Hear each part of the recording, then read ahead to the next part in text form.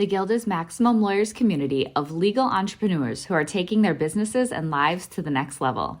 As a Guild member, you'll build relationships, be held accountable, and learn strategies specifically designed to get you unstuck and accelerate your plan for growth.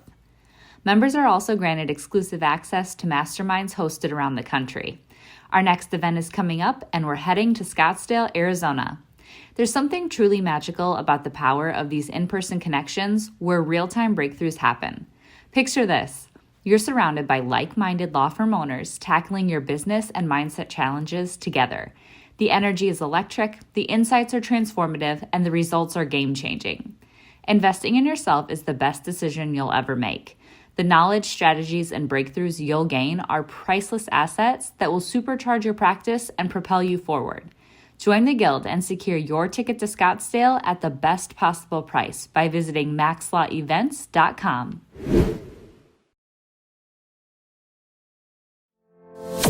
Run your law firm the right way. This is the Maximum Lawyer Podcast. Your hosts, Jim Hacking and Tyson Mutrux. Let's partner up and maximize your firm. Welcome to the show.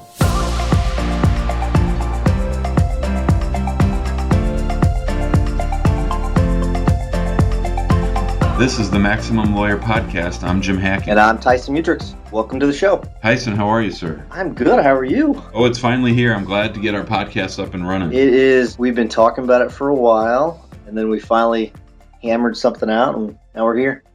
Me too. So, I know you've had prior podcasts, and I've had two, and I certainly hope that this one is built to last. I think that we have a lot to talk about. I think you and I have been talking about issues related to running our own law practice for many, many years, and I think the thought process behind the podcast was that we might as well record some of this stuff and put it out there to the community, that it'll help us grow as lawyers, help us grow as business owners, and hopefully give some tips and thoughts to other people on ways that they might be able to improve their practice. Right, and we've met for I don't know how many hours on hours with our just you and me, and then with other attorneys. Where whether it's masterminds that we've done, whether it's just our own personal masterminds that we've done. I agree with you. The last one we did, there's a lot of value that we've added that we take a lot from it too. We learn as we go. I think we've got a lot to share. You've been practicing for how long now? Since 1997, so 17 years. You've got a leg up on me when it comes to the legal experience. You've been doing this a little bit longer, but I've been doing this for 6 years, but I still think I've got a lot to add. I've learned a lot from you. I've learned a lot from other sources. And I think as we go, people will really get a lot from this. I think this reminds me of how we actually met. True. You were still a law student when we met, and I remember I was teaching a class at the law school about how to open your own practice and how to manage your own firm, and I remember you sitting in the front row taking copious notes, and there weren't many people in your law school class who were even thinking about running their own firm while they were still in law school. But I know there's a lot of people out there, either because of the economy and they don't have a job, or because they just want to do this, they have an entrepreneurial bent and they want to start their own firm. I think that you were sort of at the head of the class when it came to that. And I'd always had that passion of starting my firm. I had that entrepreneurial bent, I guess, as you put it. And there are a lot of people out there, though, that had really, at least whenever I graduated, where they either weren't ready, they didn't have a job coming out of law school, so they were forced into solo practice. They were laid off because the economy was terrible at the time. There's a lot of reasons. I think you're right. They're forced into that, or they just want to do it. And so if you're either forced into doing it, or if you really want to do it, we can help guide that along the way and tell people the mistakes that we've made, the things that we've done that have worked. And you're right. I really had that passion out of law school. And I think so. One of the things I do want to talk about at some point is why I didn't decide to go straight out of law school to start my firm, because I didn't do that, because I think that's a terrible idea. But I think at some point we want to get into that, because I didn't have the experience. I had the passion to do it. If I had the knowledge, I would have gone straight out of law school and started my own firm, but I thought that was a terrible idea. But the reason why I was taking such copious notes is because I knew at some point I was going to start my own firm. It's just a matter of time. I needed to gain that legal knowledge first. And why did you know that? How did you know that so early? I think that's unusual. Did I want to start my own firm? Yeah. It was, I don't know. That is, that's a good question. I don't know why I wanted to do it. It's something that I just knew I wanted to start and build something, I guess. I feel like I'm a builder. I feel like I really had this passion of just building, growing things. And so it's interesting. I don't think you've ever asked me that question. I can't tell you why want to start the firm. I can tell you though, I do have a marketing background, and the firm that I used to work for, I did see some of the issues that I didn't like, where I thought that the clients weren't the center of the universe like they should have been. So that was a problem for me. I do know that it was weird. So like my perspective has changed quite a bit, but it's still similar. But at the time, I remember thinking the client is everything. The client is everything. You want to make sure that the client is always taken care of. And there are very difficult clients, so that's why my focus has shifted a little bit on that. But the client, for the most part, should be the main goal. You should be there to help them. And I don't think all attorneys think of it that way. They think of it as it's all about me, it's all about me, it's all about me, it's all about making money. And I do remember I wanted to really help people, and that's still true to this day, is where helping people solve very difficult problems is part of what I like to do.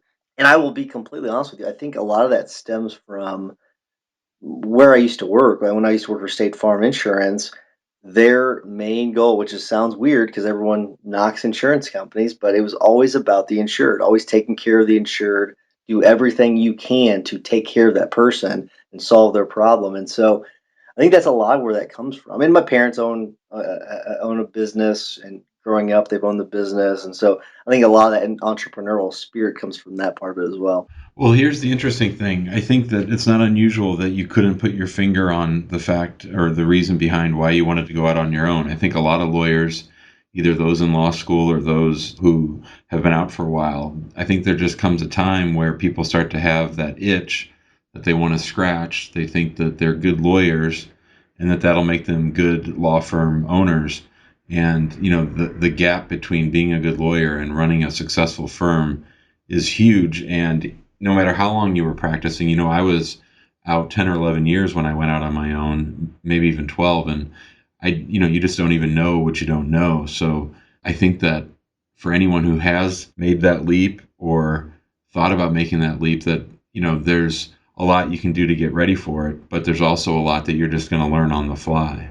So it's interesting because you kind of described it as an itch, and it's almost like a fire, though, isn't it? It's almost like this deep burning fire where you're just it's at least that's how it was for me. I mean, it's like one of those things where it's brewing. You want to do it, you want to do it, you want to do it, and finally the flame gets big enough where it takes off. The fire takes off. And I'm assuming that's probably how it was with you. I mean, you practiced for that long before you took that leap. What lit that fire to get it to spread?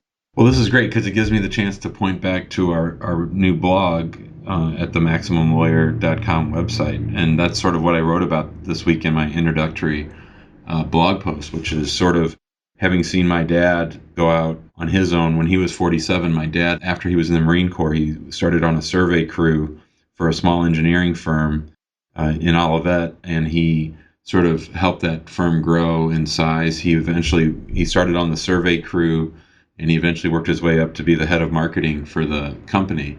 And so in 1990, he and his partner, David, went out and started their own architectural engineering firm. They started with 3 employees. And interestingly, last week, we went out to brunch with my parents, and afterwards, my dad wanted to show my kids his company, and they have like 140 or 150 employees now. They have a huge space, and it was very motivating for me because I was sort of doing the math and trying to figure out how old he was when he went on his own. And I just think that when you have good role models, and I was lucky to work with some really successful attorneys who did good legal work and ran successful firms. So I thought that I wanted to do that too. And I'm sure you've come across attorneys, Tyson, who are disheartened and sort of somber and sort of down in the dumps about running a law practice or about being a lawyer.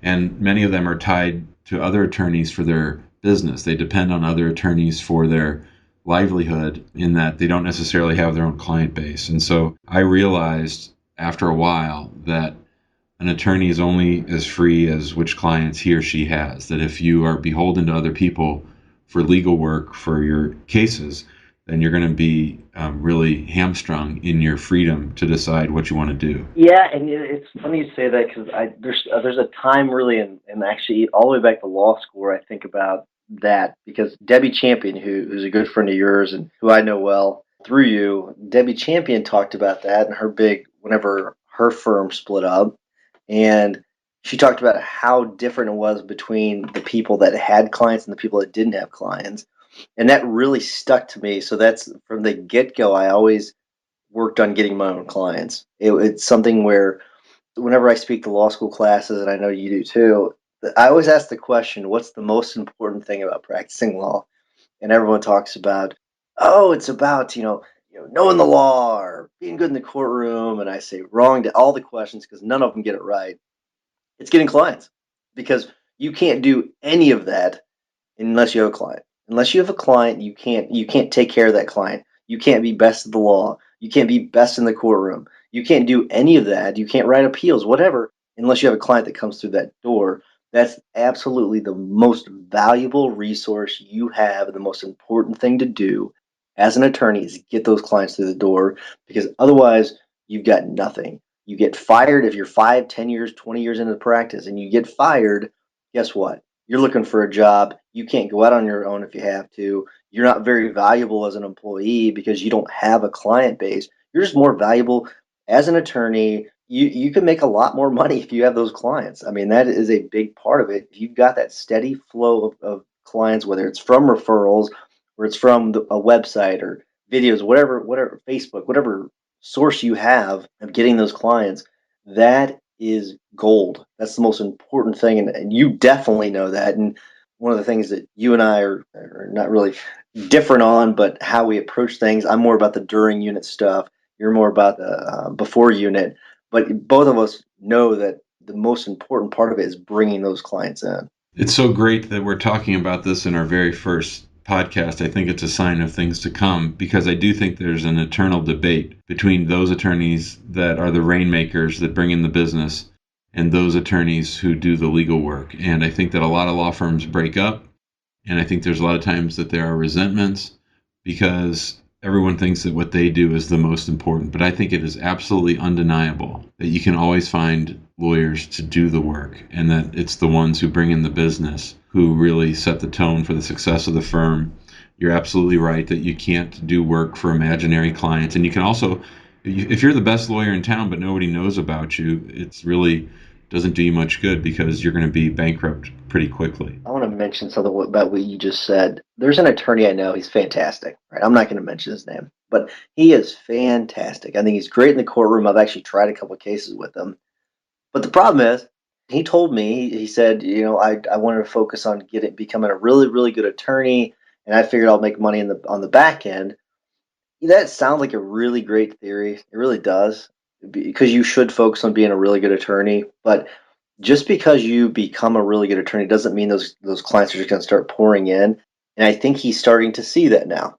He and I have had more and more discussions, and he didn't focus on bringing those clients to the door. He focused on being a really, really good attorney, which he is. I think he's a fantastic attorney, but I don't think he's doing too well with clients, financially, because he hasn't focused on bringing those clients in. You've got these parallel channels, and that's one of those things where it can be very difficult about practicing law. Is you've got to not only focus on clients but also being a really good attorney. You only focus on one of those channels. You have to focus on both, and so that's a very, very important part of what we do. Yeah, and we'll be talking about this later on with our guests and with everybody else. And in my mind, the debate is over. And, one of the things I wanted to point out too, you just mentioned really good lawyers. I worked for a guy right out of law school who was just a terrible person. He would curse out the people that worked with him. He would yell at attorneys. He was just a mean, nasty person. And there was an attorney who had worked for this person for 10 years, and he basically had to take it because that other attorney had no business, and he got all of his work from this terrible person. And it was readily apparent that my friend, the nice attorney who worked for the mean attorney, was miserable. And he just stayed there because he had bills to pay. He had golden handcuffs. He, had no real clients of his own, and he just had to take it. And it was not fun to watch.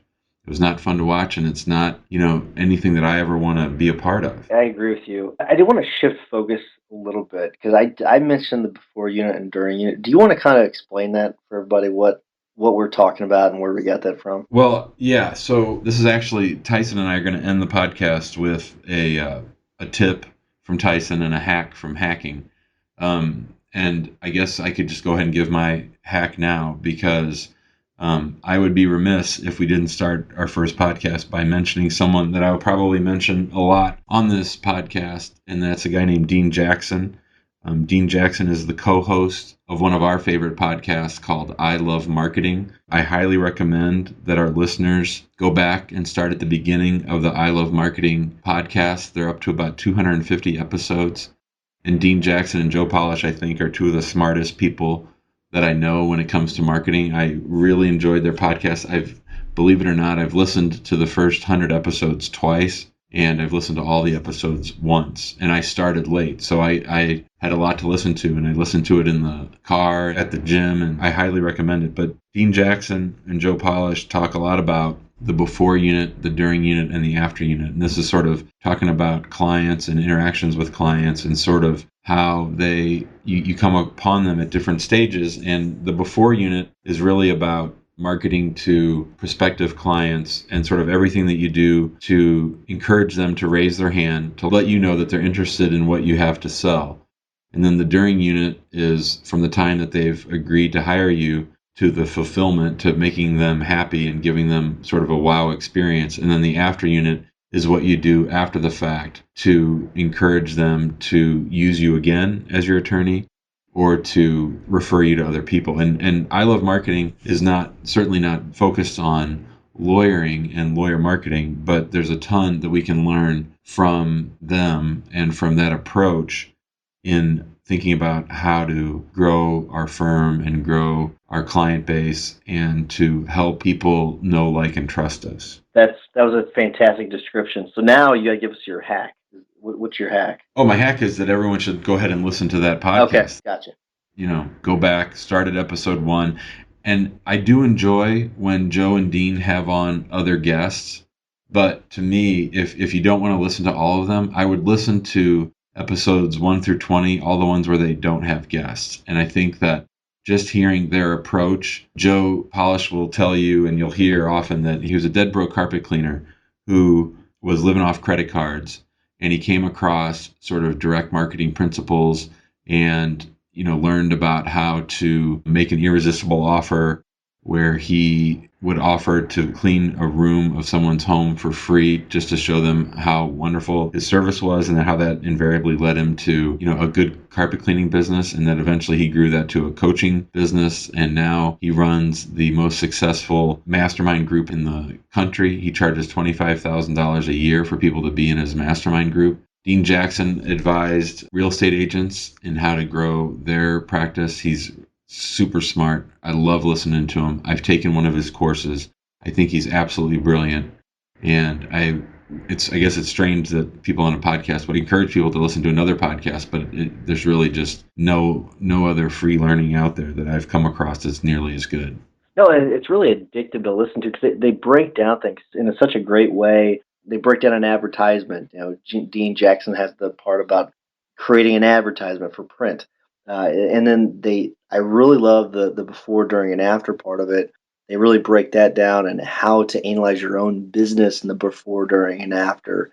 And one of the things I want to talk about is the reason why I wanted you to explain that, because you do a much better job of just describing the before, during, and after than I do, is that you focus much on the before and I focus a lot on the during. We both use Infusionsoft and you primarily use it to bring in business. That doesn't mean, and just so we're clear, I also focus my business on bringing in business. But when we're talking about before, during, and after, I focus a lot of really my teaching on the during unit. And that's because I focus on really things on making yourself more efficient and effective in running your business.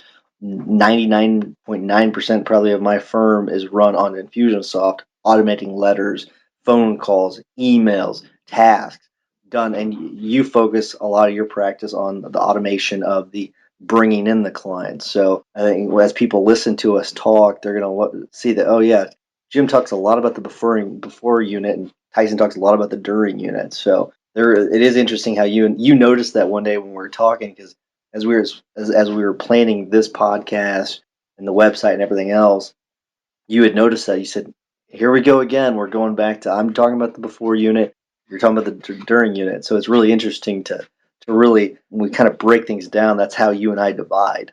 Well, and that's what I'm really excited about with the podcast, is because I think that we both still have a lot to learn from each other, and from hopefully we're going to build a community around this maximum lawyer thought, this idea that we can help other attorneys, and that there are attorneys out there who want to win, who want to succeed, who want to grow, have a growth mindset. And so I'm really excited about the blogging and the podcast, because I think it's really going to help us become more focused. And I want everyone who's listening to know that I don't hold myself out as any kind of guru. I don't think you do either. I think it's much more that we're all going to sort of learn on this together, that we all have a lot to learn, that we don't know where this podcast is going to take us. We don't know where our law practice is going to take us. But as long as we're focused on helping people solve their problems, doing good work, and trying to automate things, and I think we've got a lot to talk about in this podcast. I think there's a lot of topics. There's a lot of great back and forth that is going to help both of us, as we make the podcast, become better lawyers and better managers of our law firm. We don't hold ourselves out as gurus, but I think it was kind of eye-opening to us as we were doing masterminds, and when we go to speak at places, we've got something to share. People take away from what we have to say, and so that's why we're doing this. We're just doing this. We're trying to share what we know, because it makes other attorneys better. It makes us much, much better. So we do feel like we've got something to share with people, whether it's just one small thing an episode, whether it's 10 things an episode. We do feel like we've got a lot to tell people. Do you want me to get into my tip, or do you want to keep going for a little bit? No, I think we're about out of time. I think it's time for Tyson's tip. Let's hear it. All right. So this one is so basic, but I love it, and people, every time I share it, people love it. And this is something that I got from Brendan Burchard, and it's an adaptation between his and then John Fisher, who I'll talk about a lot. I'll probably talk about John Fisher more than you will, because I love John Fisher. But they both do something called, I don't think Brendan Burchard calls it this. I think John Fisher has something like this. He calls it the top 5. So every day, and actually sometimes the day before I'll do it, is I have my 5 things for the day that need to be done. And I also do it for the week. So the most effective way of doing it is you have pick 5 things for the entire week that you need to get done. And by Friday at 5 p.m., they must be done. And then you should start your day with 5 things to get done. And they could be small tasks. It could be as small as, I need to send this email to somebody, whatever it is. But you think about your day, you get these things on the back of your mind. I've got to get this done. And then just never get done, because you don't put them on your list. You don't check them off. So every day I get an index card out, and I write the 5 things that need to be done that day. And before I leave that day, whether it's 5 o'clock or 8 o'clock or 10 o'clock, whatever time it is, I must have everything checked off. And if I don't, I've got 2 pens. I've got a green pen and I've got a red pen. And the red pen means I didn't get it done. And I hate getting that red pen out, because it's just a sense of failure to me. So at the end of the day, I mark out green, green, green, green, green to make sure that I've gotten all those things done. And then by the end of the week, you want to go through and see, okay, what things have I gotten done? What things have I not gotten done? And then also look at your top 5 for that week. Did you get those 5 things done? And you absolutely should. And if you don't, get the red pen out, mark it not complete.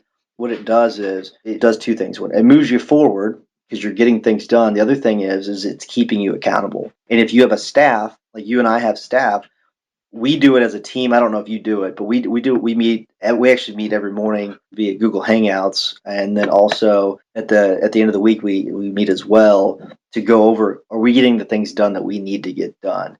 And I will tell you, it's so simple, but it helps your practice so much, because you'll see, oh my gosh, I'm getting so much more done because I'm keeping myself accountable. So that's Tyson's tip of the week. And that's a great tip indeed. So we'll have my hack and Tyson's tip in the show notes. I'm really looking forward to the podcast, Tyson. I think we've got a lot to talk about, and I'm excited about doing this with you. I am too. I'm incredibly enthused about this. I can't wait to share a lot of the stuff. You and I have a load of things that we just want to let people know about, and I'm super excited. I think people are going to get a lot out of it. All right, bud. We'll see you next week.